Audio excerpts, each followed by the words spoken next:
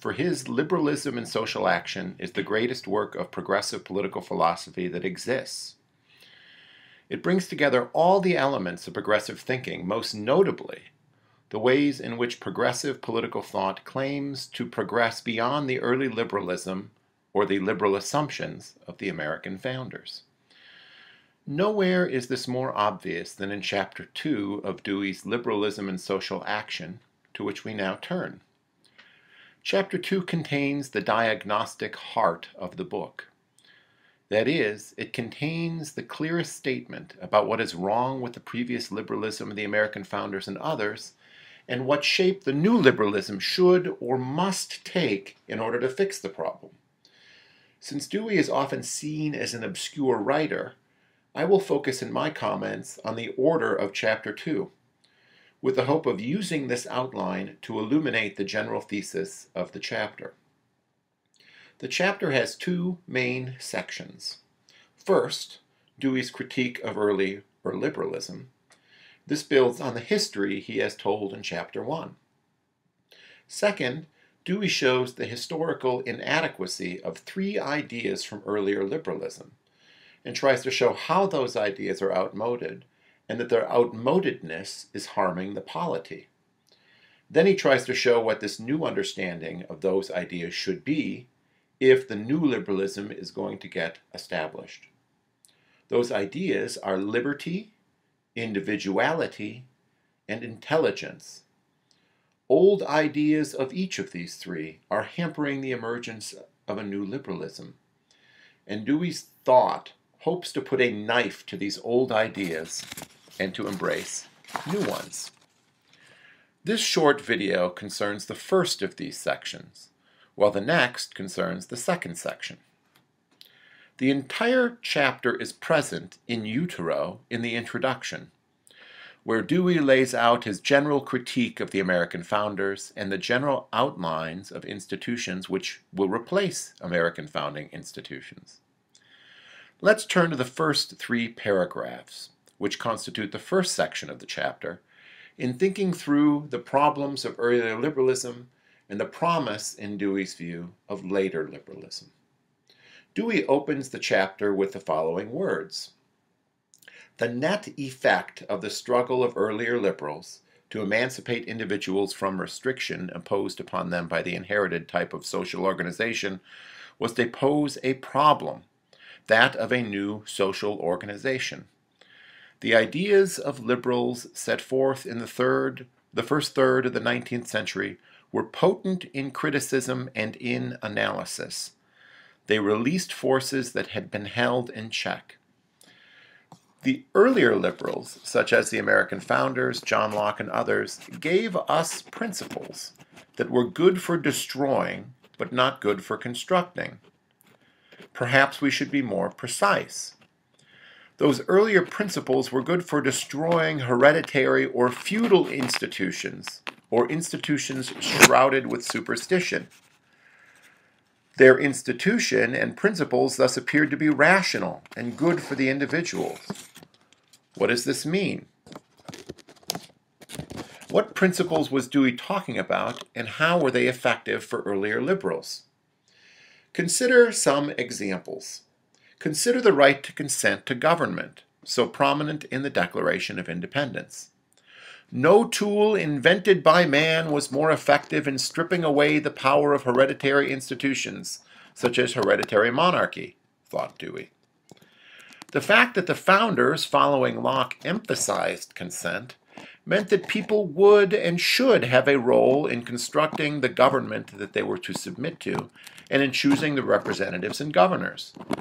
This meant that any institutions based on principles other than consent would have a difficult time surviving, and the American Revolution swept away the British hereditary monarch. Consider, in addition, the early liberal right to conscience, or the right to free exercise of religion.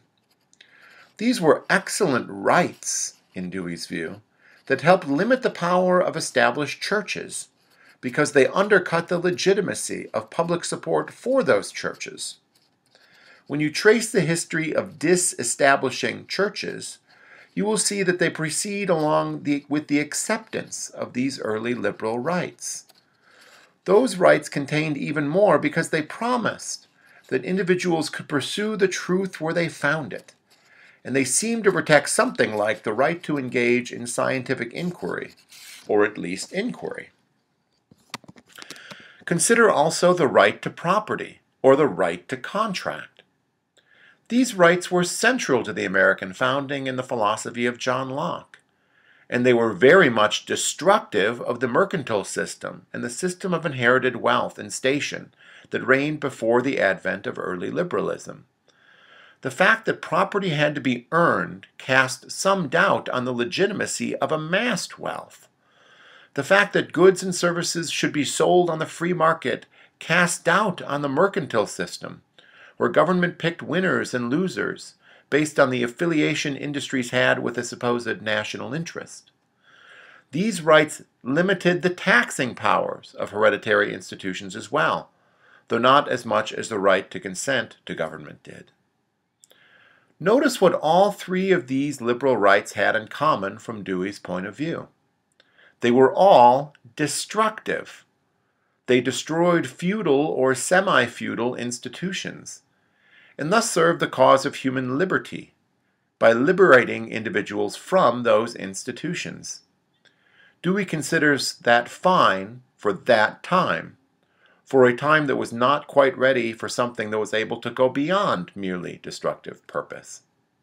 In fact, destroying is what was needed then, and the work of these earlier liberals was valiant. Good job, early liberals! You came around just when we needed you. That is Dewey's attitude. Let us pick up Dewey's quotation where we left off. Immediately after praising the early liberals for releasing forces, Dewey highlights their central weakness in his view. Here is what he writes. But analysis is not construction, and release of force does not of itself give direction to the force that is set free.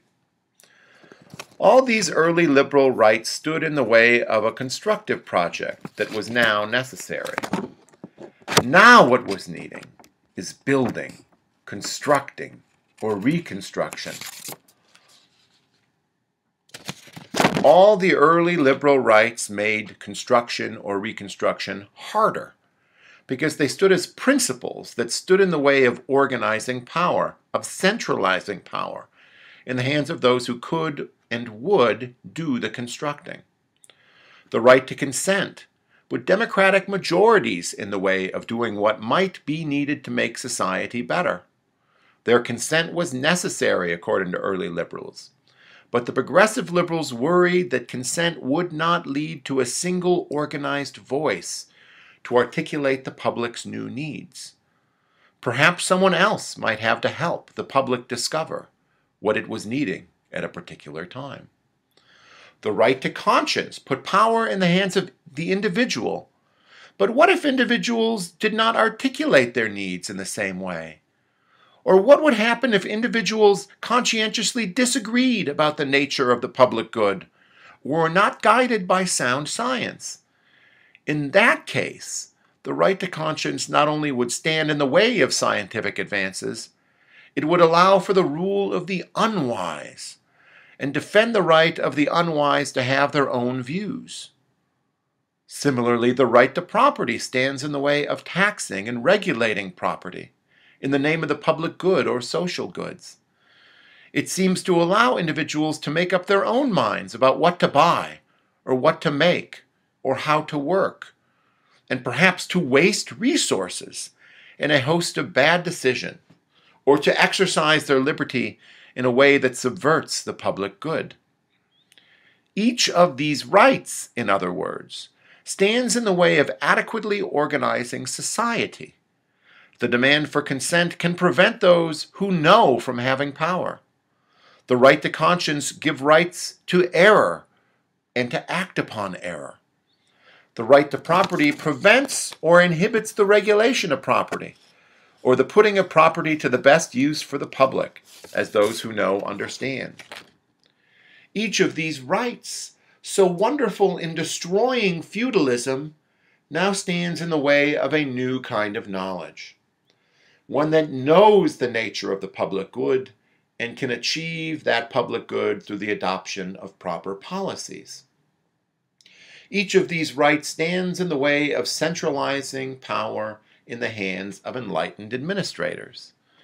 This is the ground for Dewey's contention, near the end of paragraph 1, that, quote, the beliefs and methods of earlier liberalism were ineffective when faced with the problems of social organization and integration. Their inadequacy is a large part of belief, now so current, that all liberalism is an outmoded doctrine. Again, in the third paragraph concerning the career of John Stuart Mill, Dewey articulates this problem with earlier liberalism. This is a very important window into Dewey's positive vision. Hear Dewey. Quote, the problem of achieving freedom was immeasurably widened and deepened. It did not now present itself as a conflict between government and the liberty of individuals in matters of conscience and economic action, but as a problem of establishing an entire social order, possessed of a spiritual authority that would nurture and direct the inner as well as the outer life of individuals. The problem of science was no longer merely technological applications for increased material productivity, but imbuing the minds of individuals with the spirit of reasonableness, fostered by social organization and contributing to its development. The new institutions would have the knowledge to shape public policies to the benefit of the greater good. They would help make life better through the application of science.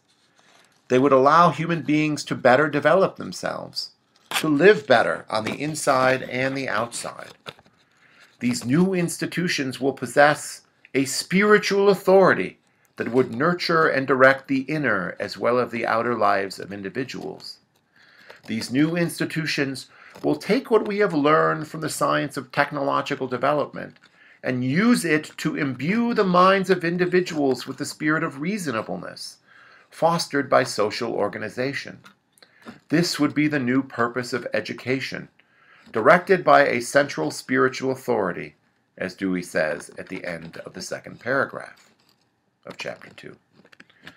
Perhaps when the early liberals wrote, human beings would not have had a central spiritual authority that should have been trusted with the power to construct society for individual development.